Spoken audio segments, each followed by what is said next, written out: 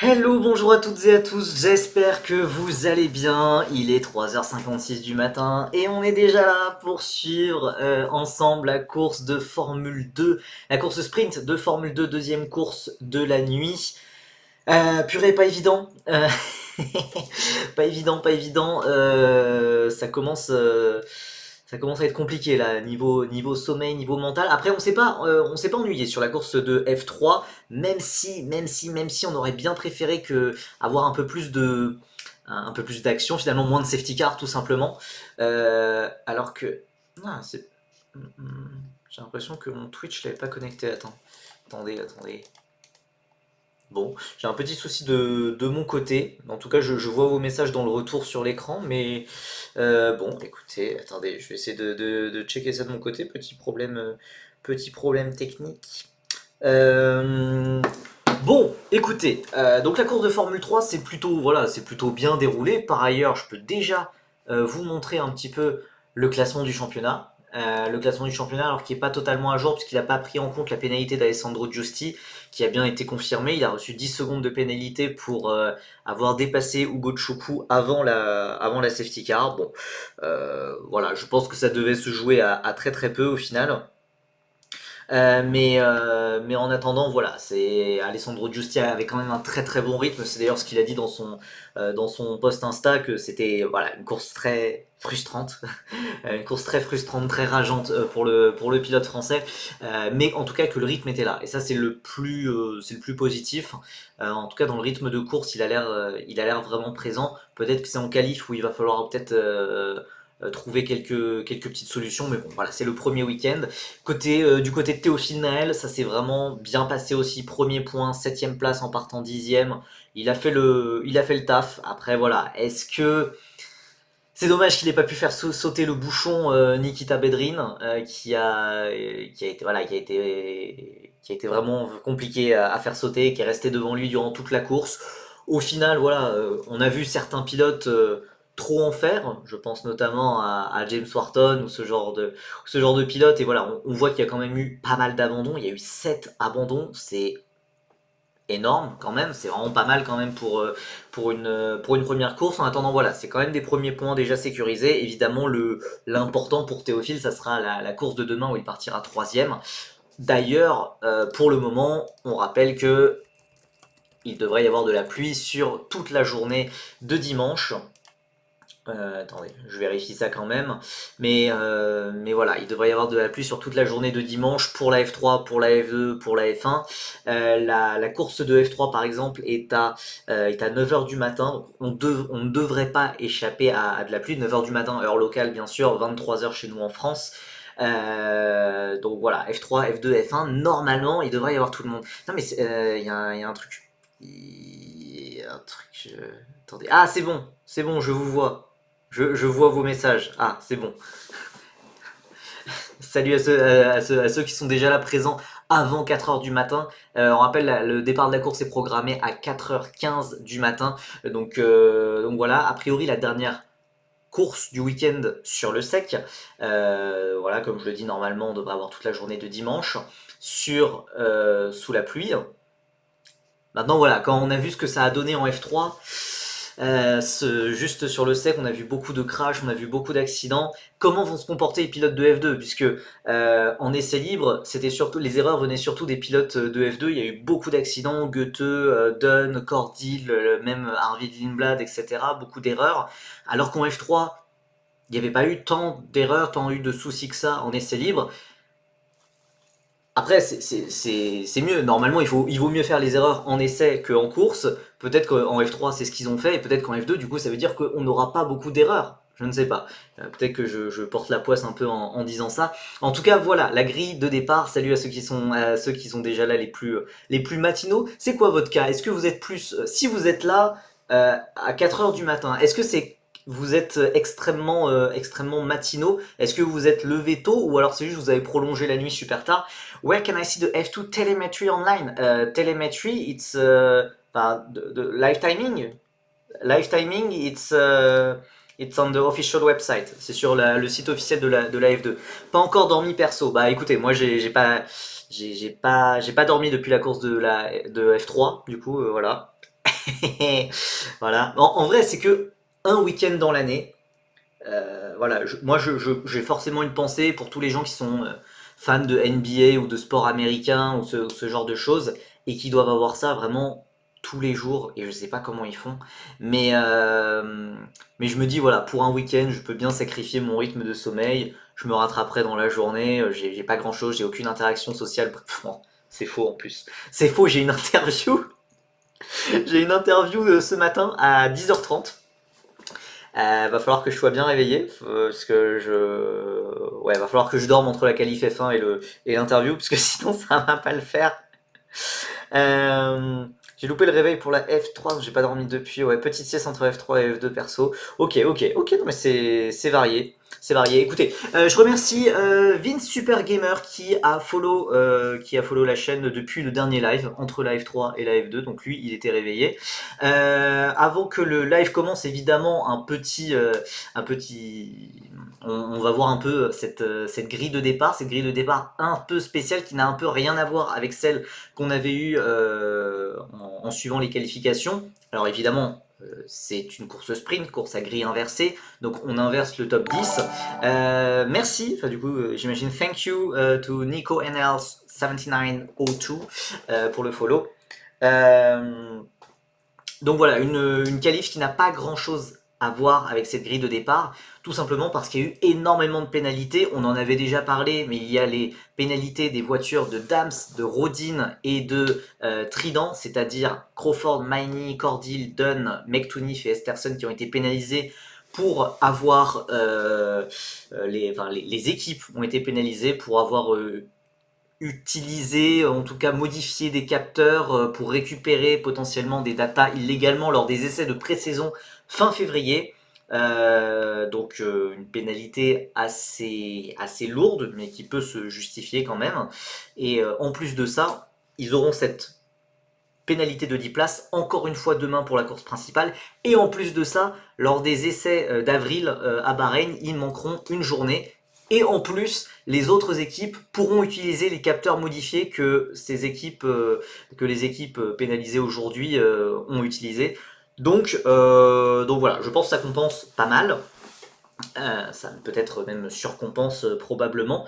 Donc voilà, on se retrouve avec une grille assez chamboulée, puisque notamment celui qui avait signé la pole, Gabriel Emini, n'est pas du tout en pole, et Jack Crawford qui était troisième n'est pas du tout troisième. Donc voilà, Gabriel Emini a reçu une pénalité de 3 places pour avoir gêné Jack Crawford justement, et Jack Crawford fait partie des pilotes pénalisés comme tous les pilotes Dams, Rodin et Trident. Ce qui a donc offert la victoire sur un. La victoire. Oh là, je me suis un peu emballé. La pole position sur un plateau d'argent à Victor Martins. Victor Martins qui récupère donc, et qui est provisoirement, très provisoirement bien sûr, le leader du championnat. Ça fait plaisir à voir, vous pouvez screen évidemment. Voilà, ça fait du bien. Ça fait du bien de voir premier Victor Martins. Ça date un peu, ça fait longtemps. Victor Martins qui partira 7ème. Honnêtement, c'est une position où il y a des choses forcément intéressantes à faire. Il n'est pas non plus vraiment au cœur du peloton, comme souvent normalement quand on fait la pole, on part normalement 10ème, mais avec les pénalités de tous les autres pilotes, il se retrouve 7ème. Honnêtement, alors je vais pas dire favori pour la victoire, ça serait un peu présomptueux quand même en partant septième. Il y a quand même de très bons pilotes devant lui, des pilotes expérimentés en plus. Je pense rien à Richard Verschoor qui entame sa 5e année. Voilà, des rookies très intéressants, très rapides d'entrée de jeu comme Browning, Beganovic, etc. Fornaroli forcément. Donc voilà, mais je sais pas, un top 5, un podium, ou je sais pas, quelque chose. Enfin, voilà, ça paraît assez envisageable. Je suis assez optimiste, on verra bien ce que ça donne. En tout cas, voilà, il y a moyen de marquer de gros points potentiellement avant la course principale de demain où il partira en pôle. Et puis, il partira en pôle, mais aussi, faut pas oublier que ça sera une course sous la pluie. Donc, course sous la pluie, ça peut rebattre les cartes à son avantage ou pas, on sait pas. Pour le moment, on n'a pas assez d'informations dessus, mais voilà, c'est pour ça il faut essayer de sécuriser le plus de points possible, le plus rapidement, pour éviter de se retrouver aussi distancé trop rapidement et d'essayer de courir après le score ensuite sur les manches d'après, de potentiellement s'exposer à, à trop en faire pour essayer de rattraper son retard comme ça a pu arriver l'an dernier notamment. Là, faut pas retomber dans ces travers-là, faut directement scorer dès le premier meeting. C'est pour ça que j'étais content, par exemple, pour Théophile Naël qui score des points sur la première course, même si il part troisième sur la course principale et que c'est là où il faut scorer le plus de points. C'est important déjà d'avoir marqué des premiers points, ne serait-ce que psychologiquement et ne serait-ce qu'aussi bah, voilà, sur le plan comptable. Est-ce que le live timing est à jour? Puisque pour le moment, on affiche toujours celui des qualifications. Eh bien non, la F2 affiche toujours le live timing des qualifications. Écoutez, moi je vais commencer à mettre le stream de Canal. Le stream de Canal, clac, qui n'a pas dû encore commencer, je pense que je suis là un petit peu en avance.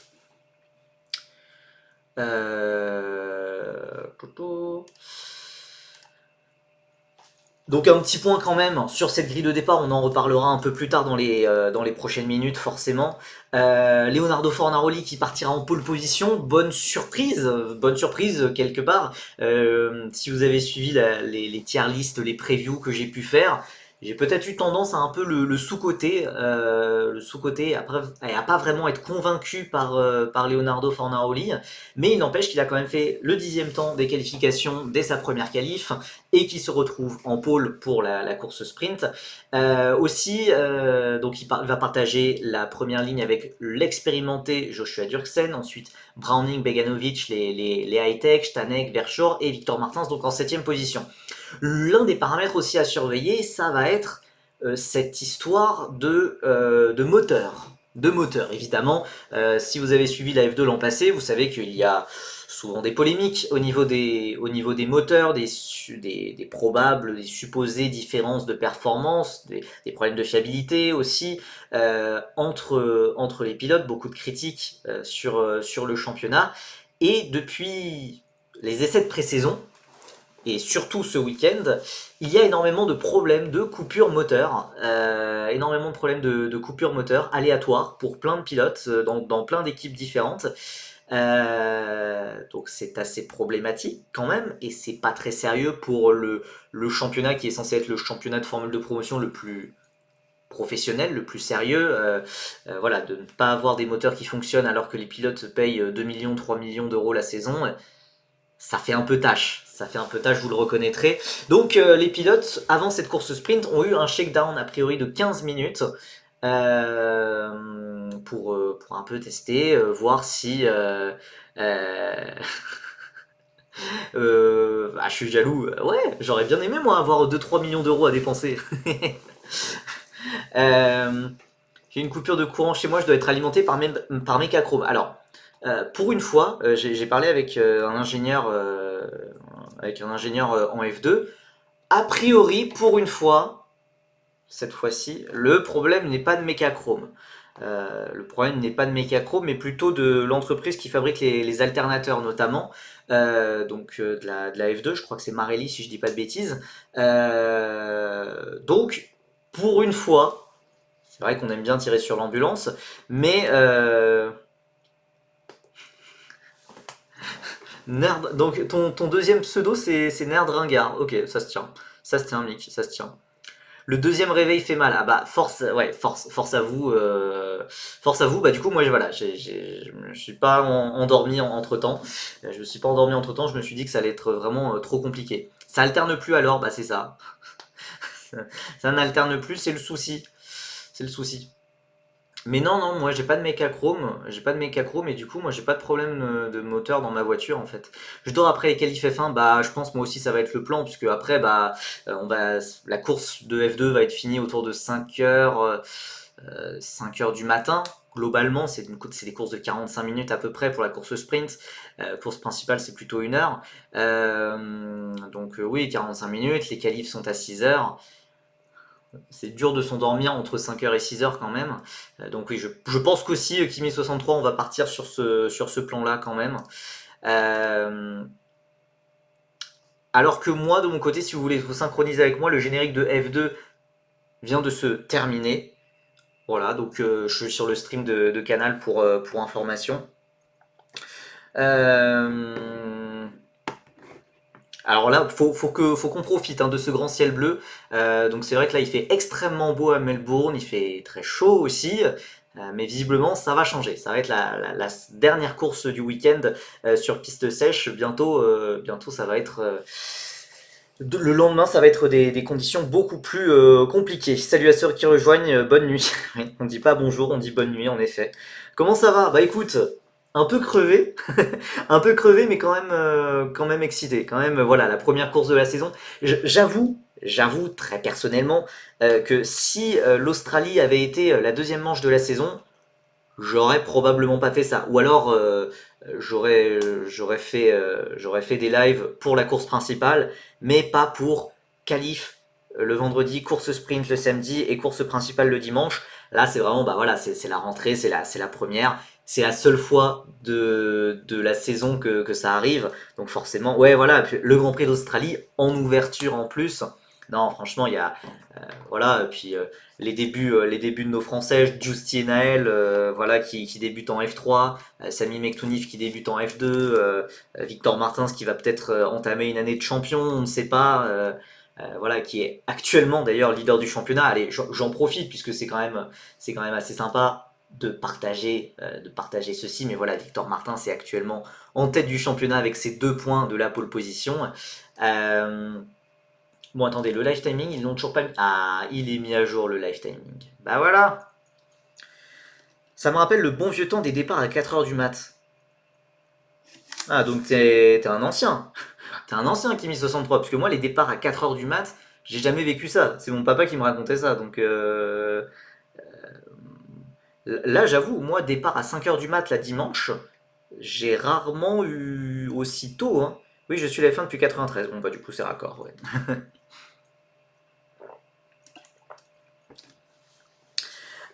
Bonsoir, bonjour, je suis perdu à tous. Ouais, bah, on est tous perdus, hein. On est tous perdus. On... on a tous des rythmes de sommeil complètement différents, mais on arrive à se retrouver à une petite vingtaine là à 4 heures du matin, ça n'a aucun sens.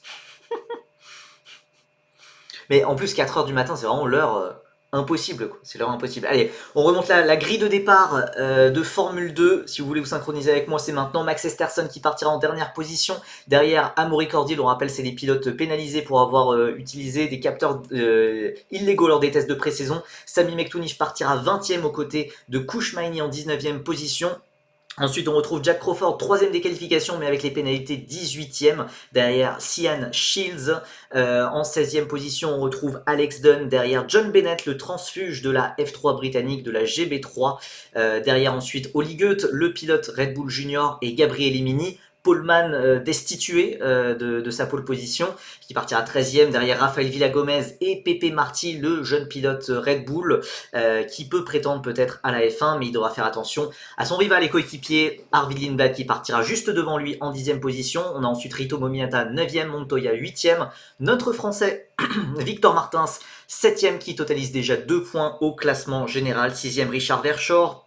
Le très expérimenté Verschoor qui entame sa 5e année à côté de Roman Stanek qui entame lui sa 3e année. Ensuite un duo de rookies en 2e ligne avec les high-tech de Beganovic en 4e position et de Luke Browning en 3e position. Et enfin cette première ligne de Joshua Dirksen en 2e position et Leonardo Fornaroli en pole position.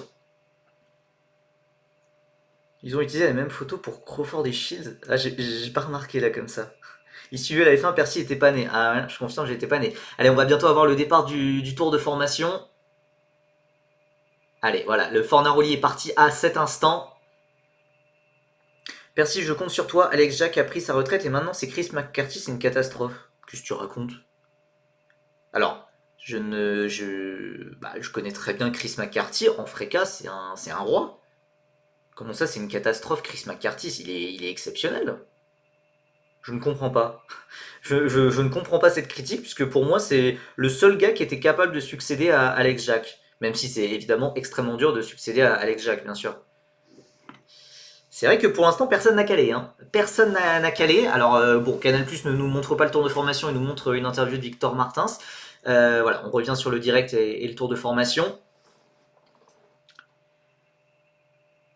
Bon, comme d'habitude, je tente de m'exposer à un pronostic. L'air de rien, j'ai eu bon pour les qualifications, mais pour la course sprint de F3, j'avais dit Stensorn. Au final, il a fini deuxième.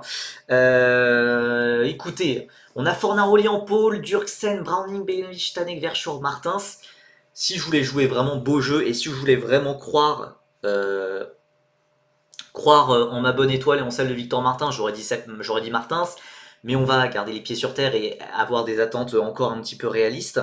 Euh, Très honnêtement, bah, je vais peut-être dire le poleman. Voilà, c'est pas très audacieux, mais je pense que voilà, Fornaroli, il a l'air bien à l'aise déjà avec la Formule 2.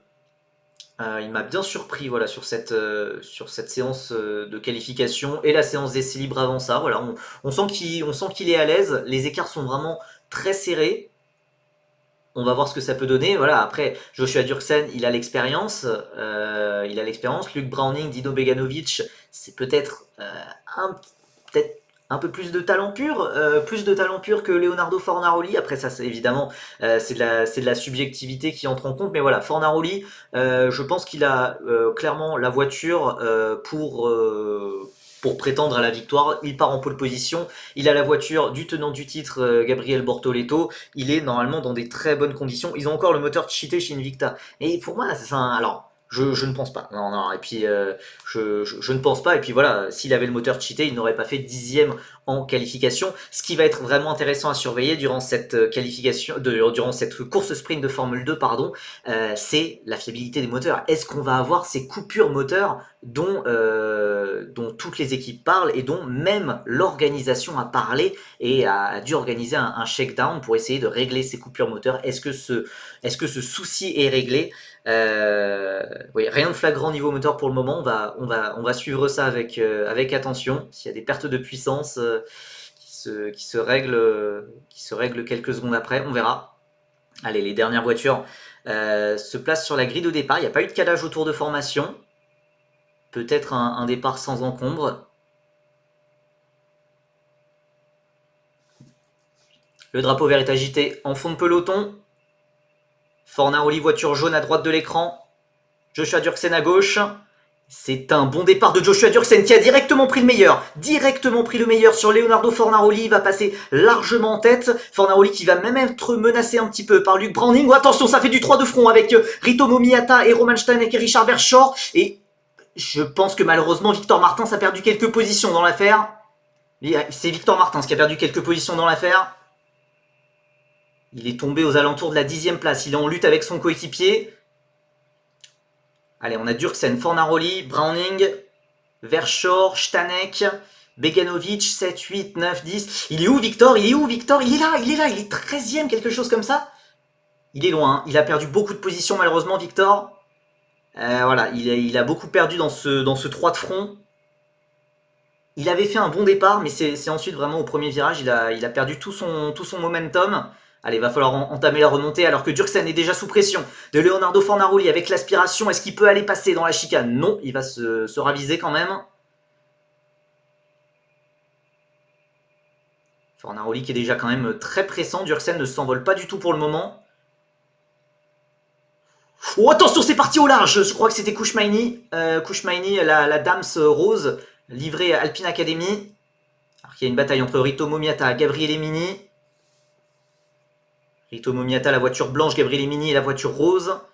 Ritomo Miyata, le nouveau coéquipier de Victor Martins, Gabriele Mini, qui tente de se montrer dans les rétros. Et oui, c'est ça, c'est Victor Martins, l'un des grands perdants de ce départ, malheureusement. La X qui fume blanc légèrement, pour moi, c'est juste un trop plein d'essence. Hein. Je ne suis pas très inquiet. Ritomo Miyata qui doit défendre sur Gabriele Mini. Oh, Gabriele Mini qui devrait passer à l'intérieur. Victor Martins qui va déjà commencer par entamer sa remontée. Il va prendre le meilleur sur Rafael Villagomez. Allez, voilà, faut pas perdre de temps avec ces pilotes-là.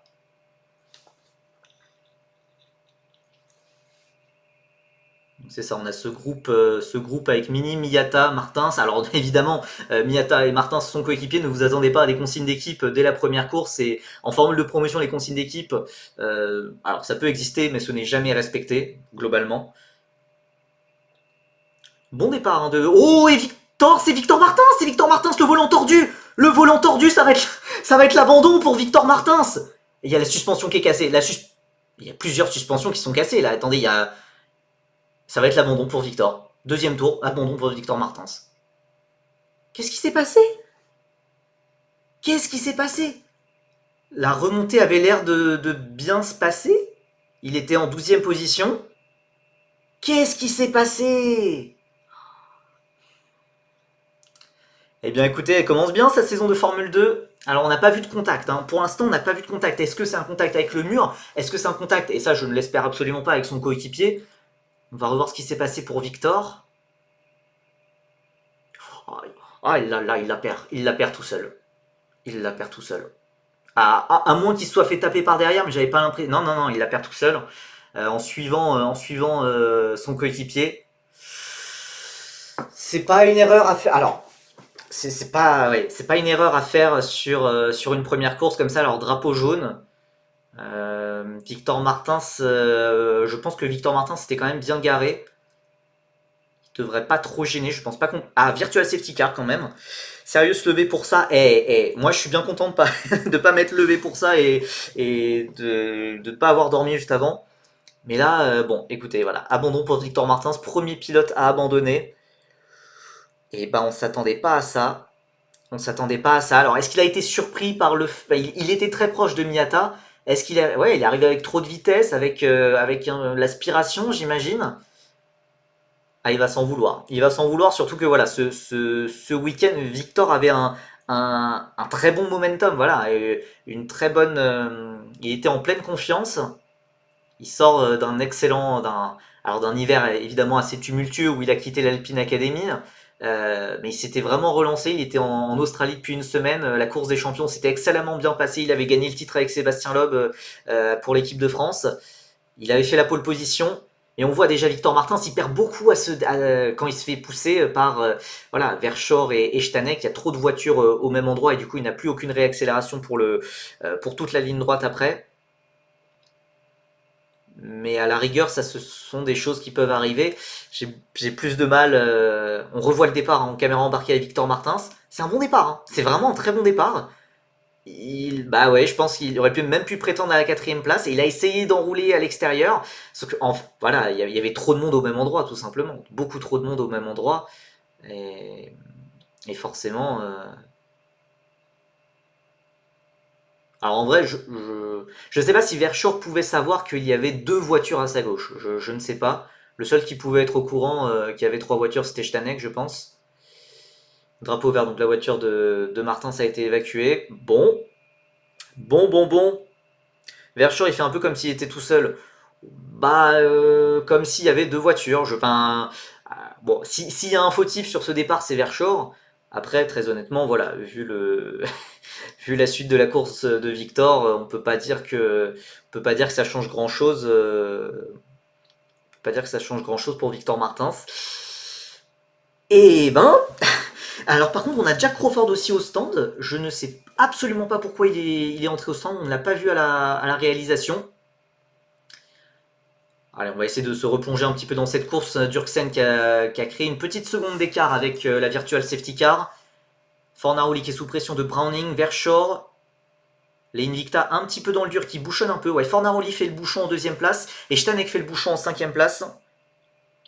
Je pense que l'accident arrive parce qu'il était un peu trop énervé suite au premier virage. C'est possible, c'est voire même probable. Mais Stanek sous grosse pression de Dino Beganovic et de Sébastien Montoya. Sébastien Montoya qui fait un plutôt bon début de saison, hein. Je l'attendais pas à pareille fête. Alors que derrière on a une bataille entre Pepe Marty et Gabriel Emini pour la 8ème place. Et voilà, abandon de Jack Crawford. Et début de course très compliqué hein, pour les équipes françaises. Abandon de l'ART numéro 1 et de la DAMS numéro 1. C'est compliqué. On rappelle que les points sont pour le top 8 en Formule 2 sur cette course sprint. Mais donc oui, l'accident arrive parce qu'il était un peu trop énervé suite au premier virage, probablement, mais c'est pas quelque chose qu'on peut. C'est une situation en fait qu'il a déjà vécue. Il a déjà vécu une chose extrêmement similaire à Melbourne l'an dernier, où il avait déjà eu des premiers meetings assez compliqués, assez malchanceux, et il avait fait une erreur en qualification tout seul. Bah, j'ai l'impression que un an plus tard, malheureusement, on en est un petit peu au même point. Euh, on en est au même point pour moi. Euh, il a, il a fait ce même genre d'erreur tout seul en essayant de se rattraper après un début compliqué. Alors là, c'était un début de course. En 2024, c'était un début de championnat compliqué. Et voilà, pour Victor qui est à sa troisième saison, qui a déjà 23 ans, voilà, ça serait Harvey Lindblad qui aurait fait ce genre d'erreur, il n'y aurait pas eu de souci. Pour Victor, j'ai un peu plus de mal. Celui qui a un peu plus de mal, c'est Roman Stanek, sous pression de Dido Beganovic, peut-être à l'extérieur. Ça va être un magnifique dépassement, splendide. Roman Stanek a laissé la place, mais c'était un splendide dépassement de la part de Dido Beganovic, qui retrouve des couleurs depuis son passage en Formule 2 après 2 années de F3 franchement compliquées. Gabriel Emini qui a pris le meilleur sur Pepe Marty, alors que derrière Rito Momiata est parti au large. Il est un petit peu parti au large, ça va peut-être profiter à Arvid Lindblad. Arvid Lindblad qui a perdu quelques plumes quand même, qui s'est fait passer par son coéquipier.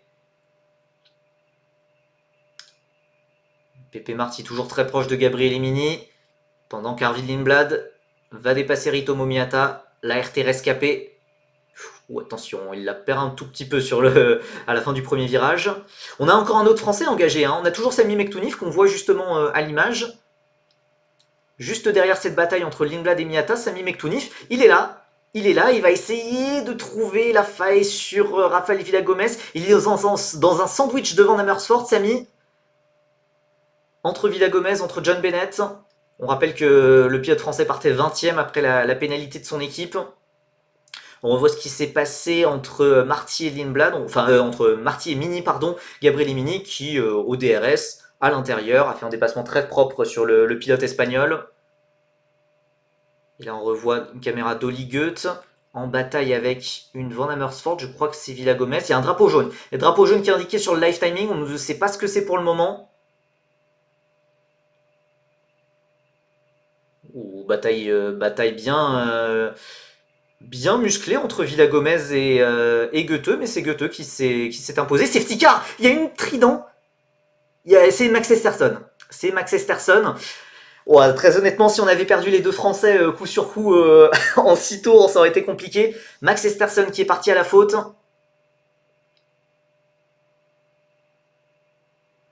À la fin de ce, sur la fin de ce premier secteur, on a vu beaucoup de pilotes déjà flirter avec la limite à passer dans les graviers. Lui, visiblement, il l'a perdu. Il l'a perdu au niveau de ses graviers.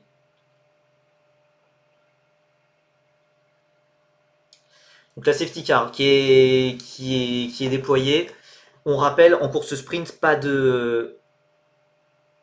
d'arrêt au stand. On revoit ce qui s'est passé pour Sami. Voilà, ça se passe bien. Oh, Max Esterson qui l'a perdu en tête à queue tout seul bien avant le virage en fait.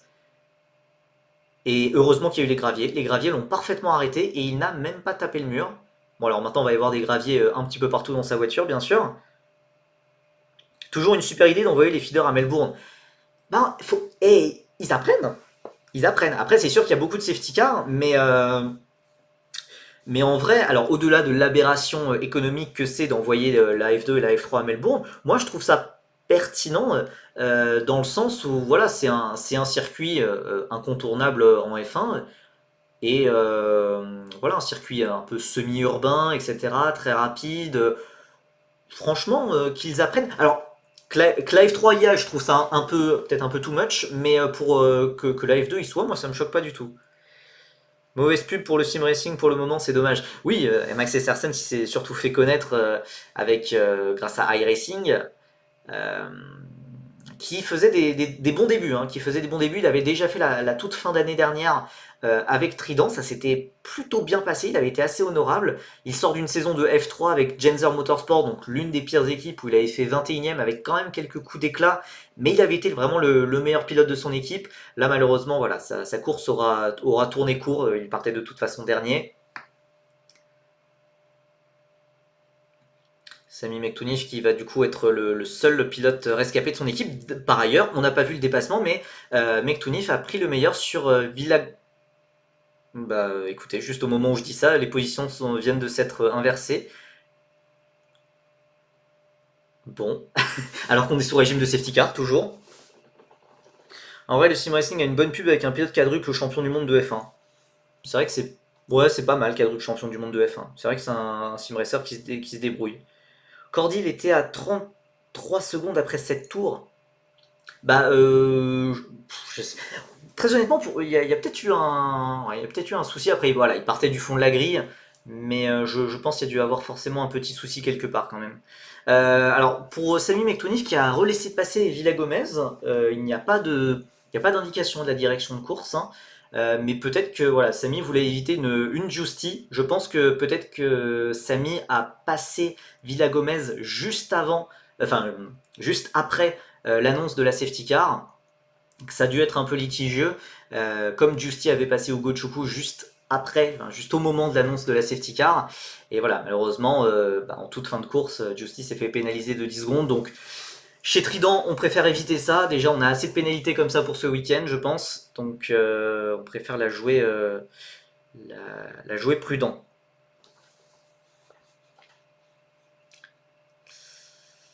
Donc écoutez, un petit point sur le classement. Après 8 tours de course, il nous en reste encore 15. Joshua Dirksen a pris la tête de la course au départ. Très très bon départ, hein, d'ailleurs. Enfin, Fornaroli a un petit peu galéré. D'ailleurs, les rookies, en fait, dans l'ensemble, ont galéré. Parce que je repense au départ de Victor Martins, qui était vraiment très très bon.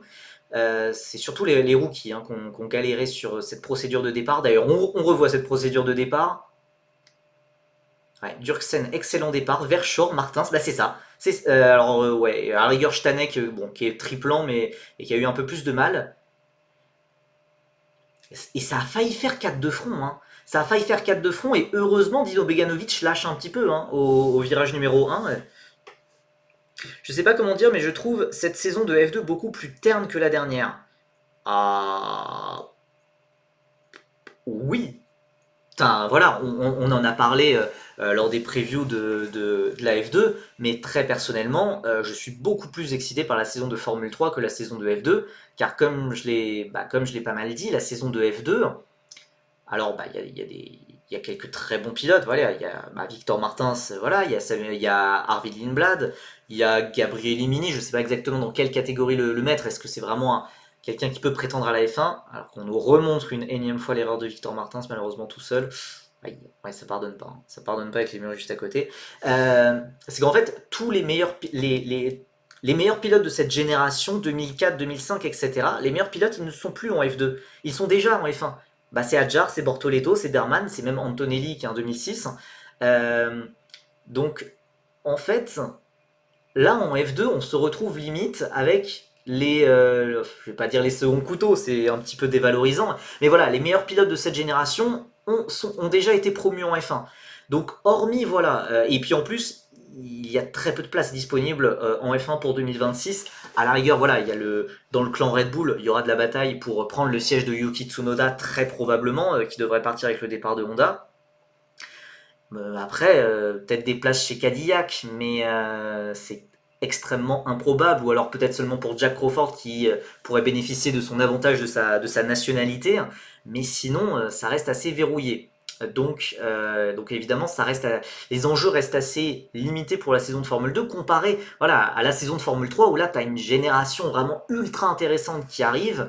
Bon alors Camara, c'est certes déjà un 2005, mais voilà, on a du Tuka Taponen, du Callum Voisin, du Louis Sharp, alors que Alex Dunn a une crampe à la jambe, ça doit être horrible. Enfin, ça doit être horrible en pilotant, je sais même pas comment il peut continuer à piloter, mais c'est c'est vraiment, vraiment, vraiment douloureux, donc bon, ça va passer hein, normalement, et heureusement cette crampe arrive sous safety car, mais Alex Dunn qui évolue actuellement en 13e position, hein. Visiblement, les favoris pour les volants Cadillac sont Zou et Herta. Ouais, bah, ça montre l'ambition de cette équipe. Après, voilà, il faut amener de l'argent au début, hein, c'est normal.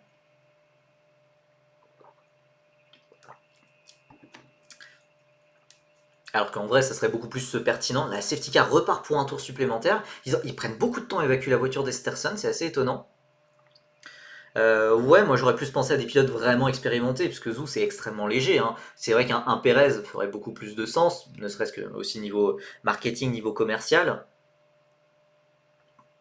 Bottas apporterait beaucoup d'expérience.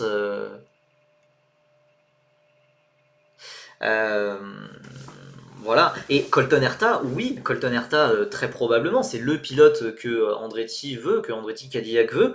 Le souci, c'est qu'il n'a pas sa super licence pour le moment. Et s'il ne l'a pas, va falloir se rabattre sur quelque chose, sur un autre pilote. Potentiellement, c'est là que peut arriver un Jack Crawford, même si cette saison commence assez mal pour lui. Ils ont juste des balais pour déplacer la voiture en même temps. Ouais, non, mais enfin, ils sont super longs là.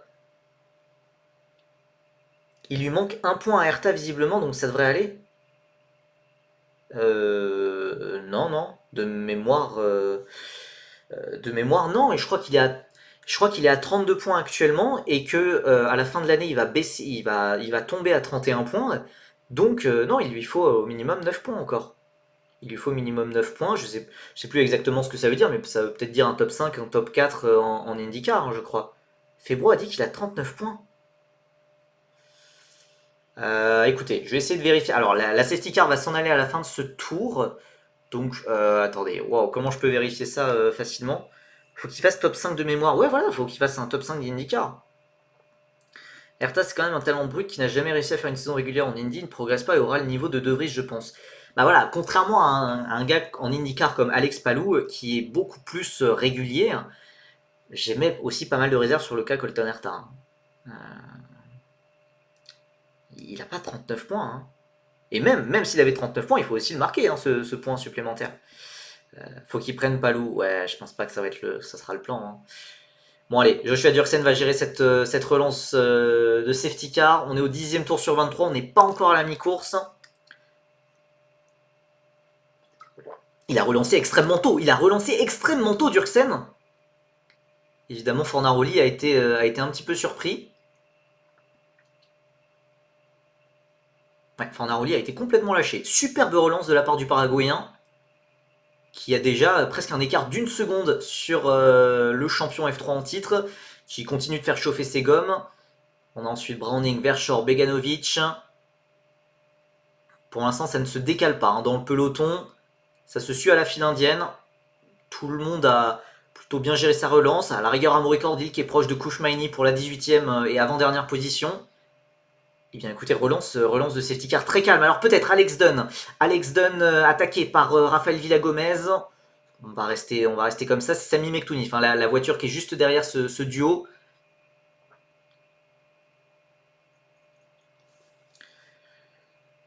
Dirksen est quand même bon, dommage ce moteur l'an dernier qui a fait du mal à sa réputation. Bah oui, mais là voilà, 2025, 2025 il a l'occasion de confirmer que c'était pas que son moteur qui était très bon. Là, il a l'occasion de confirmer tout son talent.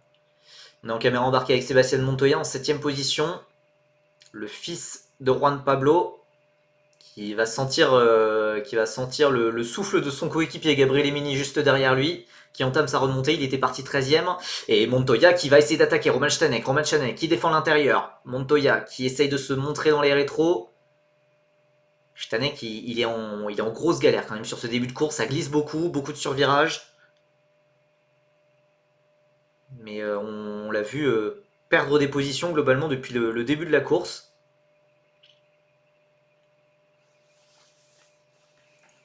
Et Durksen, il vient pas de nulle part non plus, hein. En F4, en Freca, certes, si tu regardes les classements Wikipédia seulement, c'était très loin du compte, mais il a surtout été dans des équipes de deuxième, troisième zone, et malgré ça, il y avait quelques performances, quelques coups d'éclat où on se disait, ah ok, il y a peut-être un vrai potentiel. Donc ça peut, voilà, c'est un pilote qui a du talent, hein. Il n'est pas que son moteur. Il n'est pas que son moteur. Allez, on suit cette bataille pour les dernières positions dans le top 10, tout en sachant que c'est le top 8 qui donne des points à la course sprint. Donc là, on a les deux Préma, les deux Campos, Montoya, Mini, Marty, Lindblad. Oh, attention, Marty qui va un petit peu dans les graviers pour suivre jusqu'au bout l'aspiration de Mini. Marty a l'air bien placé. Je ne sais pas s'il va pouvoir porter une attaque avant la chicane. Oh, Dino Beganovic qui l'a perdu, attention Dino Beganovic qui l'a perdu à la chicane. Oh, très beau 360, on a évité un suraccident qui aurait pu être dramatique. Dino Beganovic qui est tombé à la 13e... non, Sami Mektouni vient de le passer. Oh, alors c'était très beau. C'était très beau, mais voilà, il est passé de la cinquième à la 16e position. Mais très honnêtement, il peut s'estimer chanceux, hein. Car avec les fous furieux qui arrivaient juste derrière, d'ailleurs, Pepe Marty en a profité pour doubler Gabriel Mini. Il a profité de ce chaos, ouais, il a profité de ce chaos provoqué par Beganovic tout seul. Et voilà, Gabriel Mini qui va essayer directement de contre-attaquer au premier virage face à Marty. Oh c'est magnifique, manœuvre d'école, manœuvre académique de la part de Gabriel Mini. Est-ce que Arvin Lindblad derrière peut en profiter? Ah, Mini dans cette bataille il perd du temps, hein. Ça profite à son coéquipier Montoya devant. Mais c'est bien Mini qui récupère la 7ème position. Très très belle manœuvre, hein, de Gabriel Mini, très propre. On revoit le 360 de Beganovic qui était à la bataille avec Stanek et qui, ouais, mais qui la perd absolument tout seul. Oh, le 360 qu'il fait alors qu'il y a Montoya qui arrive. Ah, il est un petit peu décalé, il est plus sur la trajectoire. Ouais, bah, Stanek qui a fait son dépassement. Stanek a fait son dépassement sur Beganovic. Et en fait, Beganovic a été un petit peu décalé de la trajectoire normale au niveau de la chicane. Et visiblement, il y a une très très grosse différence. On l'a vu en F3, dès qu'on sort un petit peu de la trajectoire, on a des pneus très sales et c'est compliqué. Sami Mektounif à l'attaque sur Rafael Villagomez. Oh, Villagomez qui va fermer la porte. Pendant ce temps-là, Alex Dunn est passé sur Oli Goethe, juste devant. En tout cas, Sami remonte. Sami Mektounif se montre, c'est bien. Ça va être dur, compliqué d'aller chercher les points. Il reste moins de 10 tours.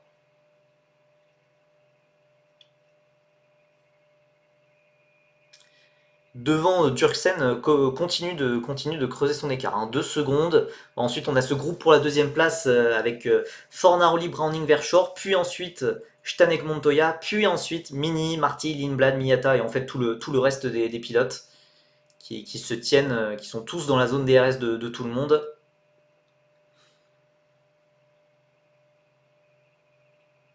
Beganovic qui fait un 360 alors qu'il avait juste à regarder ses rétros pour regarder derrière. Ouais, mais c'est beaucoup moins spectaculaire quand même, hein. Alors que Gabriel Emini là, il est plus embêté par Pepe Marty et il commence à revenir progressivement sur son coéquipier Montoya. Putain, mais à chaque fois que je parle de Montoya, maintenant ça me fait penser au même, c'est terrible. Luke Browning, on est en caméra embarquée, il met la pression à Leonardo Fornaroli, les deux se sont battus pour le titre de Formule 3. C'était revenu au pilote italien au bout du compte, Browning se contentant de la 3ème place. Est-ce que Browning peut un petit peu prendre sa revanche aujourd'hui alors que Sami Mektounif a pris le meilleur sur Villagomez. C'est un drapeau jaune, c'est Sami Mektounif qui est dans les graviers. Waouh, waouh, on a une course de Formule 2 exceptionnelle les enfants. Je sais pas si vous vous rendez compte. Sami Mektounif qui avait fait le plus dur. Et c'est la même que Beganovic, sauf que lui finit dans les graviers. Alors il n'a pas touché le mur, je pense, mais c'est la même. Sami Mektounif qui est un petit peu à l'extérieur en tentant de passer Villagomez, et il la perd. Et wow. Ce live est génial. Waouh. Sorry mate, he squeezed me into the wall, nous dit Sami, mais pour moi, en fait, c'est extrêmement périlleux, en fait, ouais, safety car évidemment, mais c'est extrêmement périlleux d'essayer de dépasser ici. Alors, je sais pas comment ça peut donner pour des F1. Alors, avec les F1, je pense que ça va être de toute façon beaucoup plus dur de dépasser au niveau de la chicane, mais c'est quelque chose que je me pose comme question. Est-ce que va vraiment y avoir le même souci pour toutes les catégories? Est-ce que ça va être un peu impossible de dépasser en dehors de la trajectoire? Je ne sais pas. Bon, écoutez, ah bah voilà, ouais, bah, chez Trident, on a fini. Allez, bonne journée de travail. On remballe ses affaires et à demain. Waouh!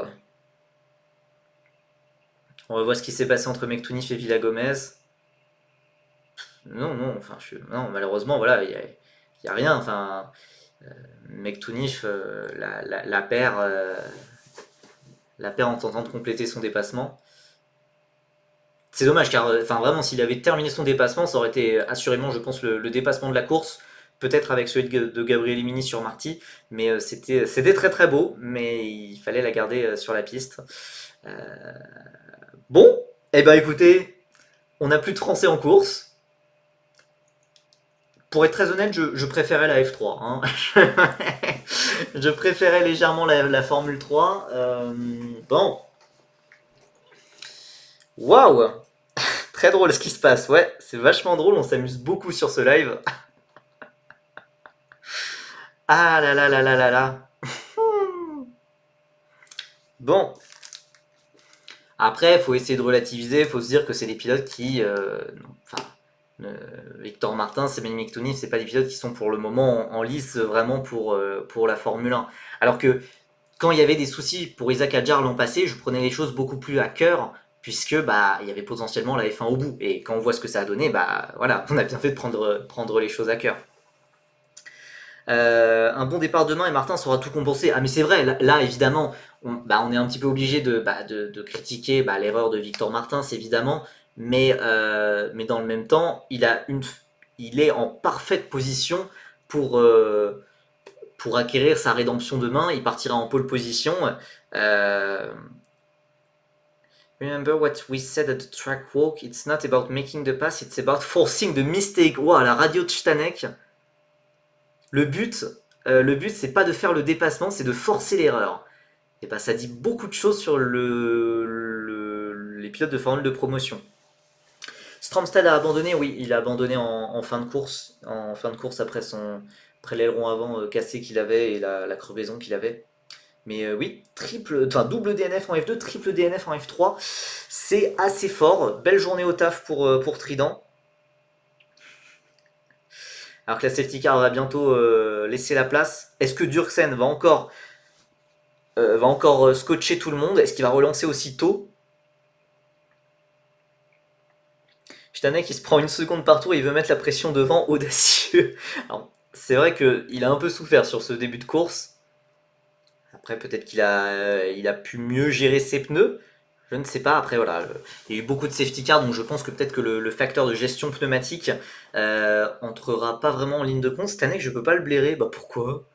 Enfin, je sais pas. À la rigueur, moi, le truc que je lui reproche un peu, c'est que tous les 6 mois, il nous dit ah ma carrière va s'arrêter, ouin ouin ouin ouin ouin. Au final, il finit toujours, il finit toujours en F2 à dépenser des saisons à 2-3 millions d'euros là dans un top team en plus. Donc bon. Et Durksen encore une fois extrêmement tôt. Alors Fornaroli était un peu plus préparé cette fois. Le drapeau vert est agité. Alors on n'a pas encore le droit de dépasser quand même. Il faut bien passer la ligne de départ arrivée.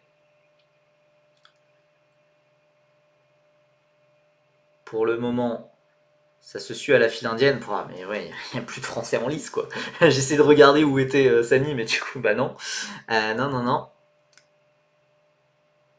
Alors par contre la bataille entre Gabriel et Mini est très proche de Montoya. On va avoir deux batailles entre équipiers, hein, puisque Lindblad est aussi très très proche de Pepe Marty. Sébastien Montoya qui défend l'intérieur. Mini qui va pas pouvoir porter de vraies franches attaques. Donc pour le moment, en plus Joshua Durksen a le point du meilleur tour. Durksen serait le nouveau leader du championnat avec 11 points devant Fornaroli, Browning, Verschoor, Stanek, Montoya. Gabriel Mini marquerait 2 points, ce qui le rendrait égal à Victor Martins qui a déjà marqué 2 points avec la pole hier. On aura ensuite le dernier point pour Pepe Marty. Mais Arvid Lindblad n'a pas dit son dernier mot, Miyata non plus, Dunn non plus. Ça reste quand même toujours extrêmement serré. Et on va voir si justement Stanek ou un autre pilote va réussir à forcer l'erreur chez le pilote devant lui. Car on a vu que c'était compliqué de dépasser. Malheureusement, Sami Mektounif on a fait les frais. Dino Beganovic aussi, hein, qui est tombé au 15e rang alors qu'il évoluait. Oh, Alex Dunn qui a forcé le dépassement sur Hitomo Miyata et qui ne lui a laissé aucune place. Hitomo Miyata qui a dû faire une petite escapade dans les graviers et qui tombe de la 10e à la 13e position. Alors, faudrait revoir ce dépassement, mais là, comme ça, j'avais l'impression que vraiment Dunn n'avait laissé aucune place et avait vraiment poussé Miyata dehors. À revoir. En tout cas, Alex Dunn est passé. Dunn va vraiment surprendre plus d'un cette année. On verra. On verra. Enfin, bon, voilà, pour moi, Alex Dunn, je persiste à penser que c'est un diamant brut, mais que peut-être que McLaren le fait monter vraiment trop tôt hein, en Formule 2. Où il y a un pilote au ralenti, c'est Sian Shields. Hein. Sian Shields est complètement au ralenti là. Beganovic lui a fait un superbe extérieur. Et maintenant, Shields est en train de bloquer Amaury Cordil. Bataille de titan là pour la 15e position. Et derrière ça, on a Kouchmaini qui est bloqué, qui n'arrive pas à passer. Non, non, il n'est pas au ralenti, mais en fait, c'est juste Beganovic, il était tellement rapide comparé, mais non, non, j'avais l'impression. Mais Sian Shields a freiné beaucoup plus tôt que Beganovic. Beganovic qui entame sa remontée, mais bon, de toute façon, ça ne devrait pas finir dans les points.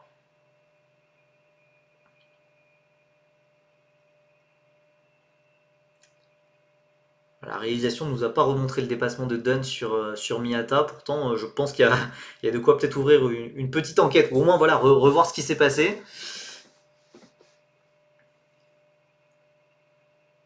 Il n'y a plus que 18 voitures en piste, hein, on le rappelle, après les abandons de Martins, Crawford, Esterson et Mektounif. Nos deux Français qui ont abandonné, on le rappelle. Hein. Et Durksen qui re-signe un meilleur tour en course. Il s'envole. Hein. Il s'envole. Fornaroli n'est pas du tout distancé, largué ou quoi que ce soit, hein, mais c'est juste, voilà, Durksen est au-dessus pour le moment.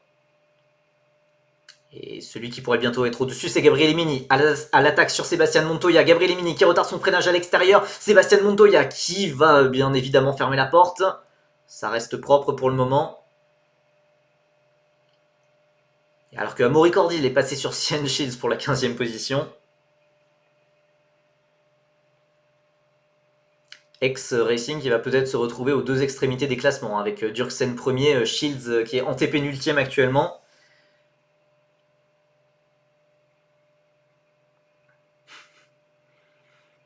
Alors c'est vrai que Sébastien Montoya s'est fait une sacrée réputation de pilote assez rugueux dans le peloton.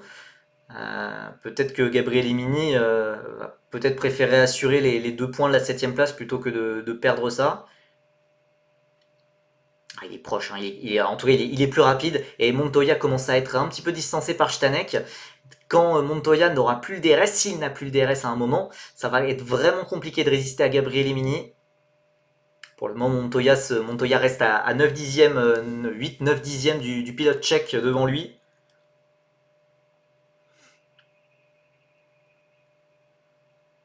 Bon, clairement, ça devrait être la bataille de ces derniers tours. Devant, ça reste assez stable. Pepe Marty surveille ça avec attention. Arvid Lindblad est un petit peu décroché en 9ème position pour l'instant. Ça serait lui le pilote à la pire position, quelque part, à la porte des points. Gabriel Emini qui n'est pas en mesure là, de porter une attaque. Là, on a un petit train-train. On a un petit train-train qui s'est formé derrière Fornaroli. Fornaroli, Browning, Verschoor, Stanek, Montoya, Mini. Tout le monde a le DRS sur tout le monde là. D'ailleurs, je suis en train de vérifier. Oui, tout le monde a le DRS. Oh, attention, ça part un petit peu dans les graviers pour Montoya. Juste plus spectaculaire et visuel qu'autre chose. Il n'a pas vraiment perdu de temps. Mais tout le monde a le DRS jusqu'à Oli Goethe, voire Alex Dunn. Oli Goethe est en train de sortir du DRS petit à petit. Mais tout le monde a le DRS de Fornaroli jusqu'à Dunn, de la 2ème à la 10ème position. Montoya est court vite sans DRS. Attention, Fornaroli quand même, lui, il n'a pas le DRS justement. Il n'a pas le DRS et c'est pour ça que Browning est aussi pressant derrière lui. Kouchmaini pendant ce temps-là a passé Sian Shields pour la 16ème position.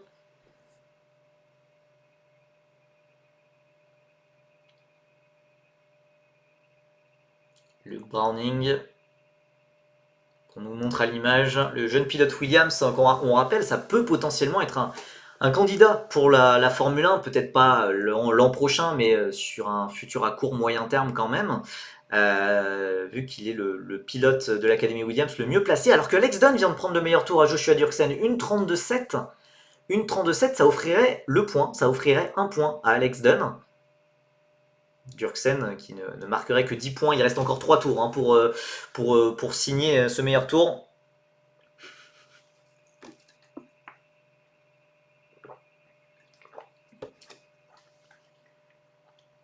Alors l'argument du moteur, là du coup ça marche pas trop, puisque là on vient d'avoir les comparaisons entre les secteurs. Alors on voit que Browning reprend 3 dixièmes sur les secteurs de ligne droite, sur ce secteur-là, sur ce deuxième secteur de ligne droite, mais qu'ensuite sur les secteurs 1 et 3 plus sinueux c'est plus compliqué. Et Verschoor qui est bien placé peut-être sur Browning. Attention, cette troisième marche du podium, elle n'est pas sécurisée non plus pour le Britannique.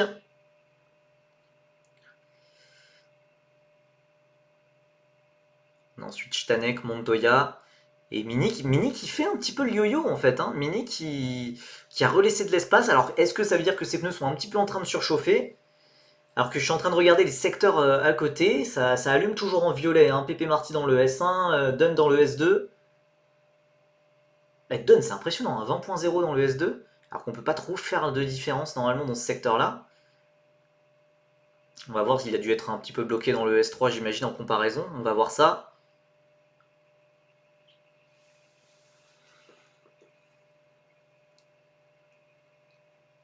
Et Gabriel Mini qui récupère le meilleur tour en course. Ça se joue sur des détails. Ça se joue sur des détails. Ouais, Dunn du coup qui a été bloqué. Il est un peu trop revenu sur Lindblad devant lui. Du coup, il a été bloqué sur le troisième secteur. Ça l'a empêché de prendre ce point du meilleur tour. Le point du meilleur tour est toujours comptabilisé pour la F2, F3. Oui, mais il faut être dans le top 10 là encore. Il faut être dans le top 10. Faut être dans les points pour marquer le point du meilleur tour. Non, faut être dans le top 10. Et en soi pour la course principale c'est pareil, mais pour la course sprint, ça vaut des points que pour le top 8, mais il faut être dans le top 10. Arvid Lindblad qui signe un 32-1 dans le premier secteur. Très honnêtement maintenant je pense que c'est ça, l'enjeu on est dans l'avant-dernier tour. J'ai l'impression que ça reste assez stable, à moins que, voilà, comme on l'a dit à Roman Stanek, à moins qu'il y ait quelqu'un qui force une erreur. Je pense que ça va être l'enjeu de cette fin de course. Regardez Alex Dunn, enfin je sais pas, ouais, il a un moteur survitaminé, la 19.9 dans le secteur 2, c'est le seul aussi rapide.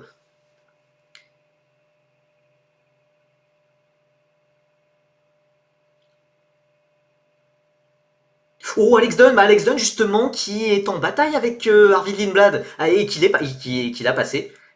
Alors tant pis pour le point du meilleur tour en course, mais Alex Dunn vient de récupérer la 9ème position sur Arvid Lindblad.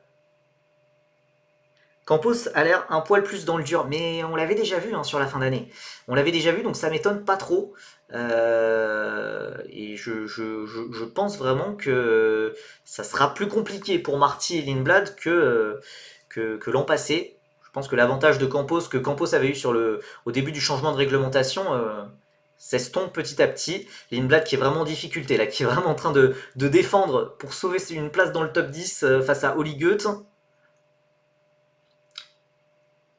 On revoit ce qui s'est passé. Ouais, Alex Dunn, le travers qu'il a fait, et Lindblad aussi, alors qu'ils étaient tous les deux en bataille pour la 9ème place. En tout cas, beau dépassement. Enfin, gros rythme d'Alex Dunn sur cette course. Ça remonte fort, lui qui partait du fond de grille. On rappelle qu'il faisait partie des pilotes pénalisés à cause des essais de pré-saison. Voilà, c'est Montoya, on est dans le dernier tour. Montoya qui est tout proche de Roman Stanek. Est-ce qu'il va tenter une manœuvre dans le dernier tour, le pilote colombien? Oh, ça paraît loin, ça serait extrêmement audacieux. On va probablement rester sur ce résultat-là. Pour le plus grand bonheur, évidemment, de Joshua Dirksen, qui a 2 secondes d'avance et qui a fait le meilleur S1. Est-ce qu'il peut aller récupérer finalement ce meilleur tour en course? Je ne pense pas, le S2 avait l'air assez compliqué. En tout cas, quel début de saison pour cet homme, Joshua Dirksen, qui s'impose et remporte sa 3ème victoire en Formule 2. Première victoire de la saison, c'est le premier leader du championnat. Splendide performance de la part de Joshua Dirksen. Irréprochable toute la course, il aura évidemment fait la différence dès le départ, mais voilà, il n'aura pas été inquiété, il aura géré à la perfection ses relances de safety car. Rien à redire sur la performance du pilote paraguayen, qui va clairement être un pilote à surveiller et qui montre quand même que ce n'est pas que un moteur. Voilà, c'est important de le prouver sur plusieurs saisons d'affilée. Sur une saison, tu peux toujours te dire, dans le positif ou dans le négatif, mais j'ai fait des performances pas exceptionnelles parce que mon moteur était pas incroyable, etc. Ça, c'est des excuses qui peuvent tenir sur une année. Sur 2 années, c'est extrêmement rare que ça arrive, donc c'est sûrement pas une coïncidence. Durksen a plus de victoires en F2 que Victor? Sérieusement? Putain, vous avez sûrement raison, oui. Oui, oui, vous avez sûrement raison. Ça pique, dit comme ça. En tout cas, très très belle victoire de Joshua Durksen devant Leonardo Fornaroli. Il en aura manqué un peu, mais après, voilà, première course. Alors, il avait déjà fait le dernier meeting de F2 en 2024, mais premier meeting chez Invicta en tant que vrai titulaire. Très très très honorable pour Leonardo Fornaroli. Pour Luke Browning aussi, hein, il avait été, je trouve, déjà assez prometteur avec Art Grand Prix l'an passé. Luke Browning qui signe le podium juste devant Richard Verschoor sur sa 5e année, qui marque des points précieux quand même. Richard Verschoor, c'est clairement pas un pilote à éliminer pour le titre notamment. Richard Verschoor qui va marquer des précieux points devant Roman Stanek, les Prémas de Sébastien Montoya et Gabriel Emini. J'ai hâte de voir ce que ça va donner en course principale, même si évidemment ça sera peut-être dur d'interpréter avec la pluie. Mais voilà, les Prémas ont l'air d'être en meilleure forme comparé à l'an passé. Par contre, voilà, le point d'interrogation, il est clairement pour Campos. Pepe Marty 8e, Arvid Lindblad 10e. On verra. On verra ce que ça donne sur les prochaines courses, mais ça va être, pour le moment, ça n'incite pas forcément à l'optimisme de revivre une saison pareille qu'avec Isaac Hadjar l'an passé. On rappelle que Campos n'avait pas joué à de telle hauteur dans l'antichambre de la F1 depuis 2008. Donc ça représente quand même l'étendue de la performance d'Isaac Hadjar l'an passé quand même. Donc Alex Dunn, 9e, peut-être le pilote de la course avec Durksen, quand même très très belle remontée de la part du pilote irlandais de chez McLaren, même si évidemment il y a une manœuvre un petit peu litigieuse sur Miata qui n'a pas été notée par les commissaires. Voilà, ensuite en dehors du top 10, on a Goethe, Miata, Villagomez, Beganovic qui nous aura gratifié d'un très très beau 360 mais qui a perdu des précieux points dans l'affaire, Cordil, Maini, Shields et John Bennett, et malheureusement voilà, on regrette les abandons de Sami Mektounif, qui tentait de dépasser Villagomez pour la 13e position, Max Esterson parti à la faute, Jack Crawford sur problème mécanique, et Victor Martins parti à la faute tout seul, là aussi également au deuxième tour de course. En tout cas voilà, cet homme a vraiment dominé cette course et lance de façon on ne peut plus parfaite sa saison 2025. Joshua Durksen, clairement un pilote à surveiller cette année. Bon, évidemment, en tant que Français, je pense que c'était pas exactement ce qu'on imaginait pour commencer la saison. Ça pique un petit peu. Ça pique un petit peu. Maintenant, voilà. Les gros points, là, Durksen a marqué 10 points. Demain, on peut en marquer 25. Voilà. Donc, évidemment, Victor Martin, c'est critiquable aujourd'hui, très clairement. Mais voilà, il y a la place. Il y a la place parfaite pour sa rédemption demain, peut-être en partant de la pole position. Une victoire et tout est pardonné, je pense. Je pense que tout est pardonné. Voilà, on attend de la pluie. À quel point ça peut rabattre les cartes, je ne sais pas. Est-ce que ça peut être en faveur de Victor? Est-ce que ça peut être en sa défaveur? Difficile de savoir pour le moment. J'aime bien Durksen, mais lui, vainqueur de la première course de la saison, ça hype pas vraiment. Quel vainqueur t'aurait hypé, Natoum28? Quel vainqueur t'aurait hypé? Puisque le seul pilote en F2 actuellement autour duquel il y a de la hype, c'est Arvid Lindblad. Et Arvid Lindblad a une course franchement mitigée, parti 10e et fini 10e, doublé par son coéquipier. Mais le seul pilote, voilà, où il y a de l'ébullition un petit peu autour, où on se dit ah la Formule 1, etc., c'est Arvid Lindblad, puisque même un pilote qui a fait une excellente séance de qualification comme Gabriel Emini, il est certes dans l'Alpine Academy, mais visiblement Alpine a 36 000 pilotes à faire passer avant lui, dont notamment Franco Colapinto, Paul Aron, Ryo Hirakawa, etc. En vrai, au moins un rookie. Ouais, oui, ça se. Enfin, oui, non, en vrai, je vois ce que tu veux dire, mais je comprends. Je comprends complètement les critiques qu'on peut formuler sur cette saison de F2 qui est probablement, en tout cas sur le papier, on ne sait jamais ce que ça peut donner, on peut être surpris, mais sur le papier, c'est peut-être l'un des plateaux de F2 les moins hypants, les moins relevés. même s'il y a une part de subjectivité forcément, mais c'est peut-être l'un des plateaux les moins relevés de ces dernières années. Contrairement voilà, à la F3 où je pense que là on a un des meilleurs plateaux de ces dernières années. Fornaroli, Browning, Mini, je me serais dit il y a peut-être de l'espoir parce que Durksen vers Schorsteneck, c'est bof. Bah Durksen évidemment on a beaucoup de mal puisqu'il y a son histoire de moteur l'an passé, etc. Mais Durksen il est qu'à sa deuxième saison. Verschoor il en est à sa cinquième, Stenek à sa troisième. C'est pas pareil. C'est pas pareil. C'est pas pareil. Mais évidemment, je peux comprendre les critiques dessus.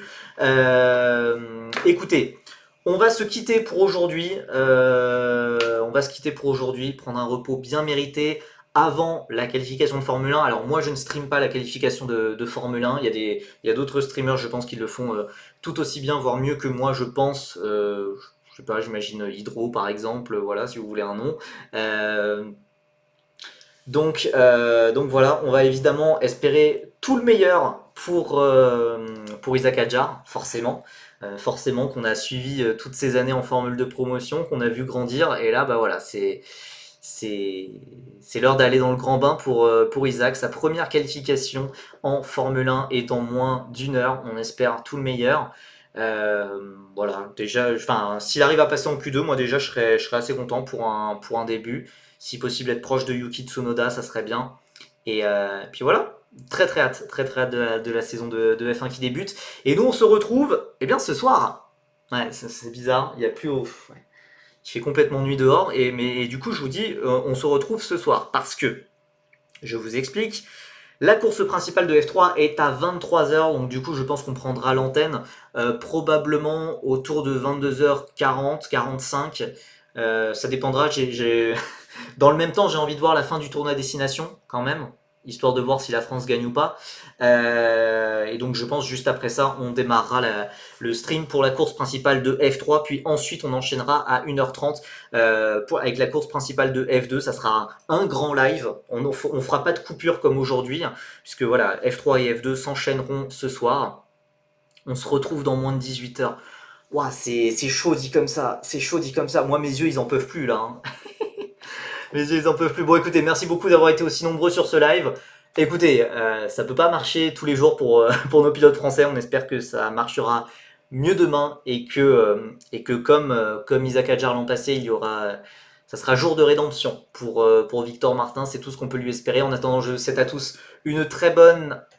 Bah écoutez, il est 5h du matin. Je vous souhaite à tous une très bonne matinée, une très bonne journée et on se dit à ce soir. Bye bye. Ça a aucun sens. Ça a aucun sens de dire ça.